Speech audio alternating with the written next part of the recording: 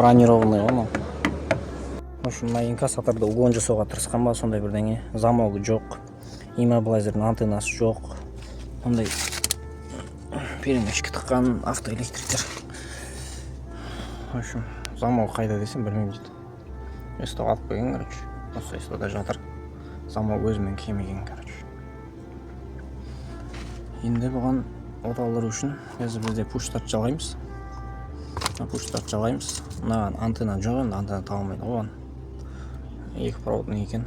Қолдан антенна жасай саламыз. Сонымен чип жазып оталдырып береміз. Уақыт деген кеш болды. Кілт жазып көрдік болмады. Короче, фортымызға кілт жазатын мықты оборудованиесі бір жігіттерді шақырып жазып көрдік. Жазылмады кілт. Енді имов жасайын деп отырмыз.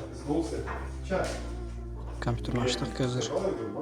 Интернеттен осы туралы статья тапқанбыз. Қалай өшіру керек деп. Сол статья жазған адамның прошивкасын жіберіп сатып алып отырмыз Россиядан. Соны құйып болсан. Сосын оталдырамыз қазір. Коллегам жақта жүрген.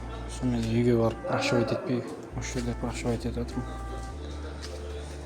Mercedes-Benz сервисқа келдір. Амерсам осы жерге жіберем. Қанша уақыт тұрған білмеймін, біраз тұрған екен.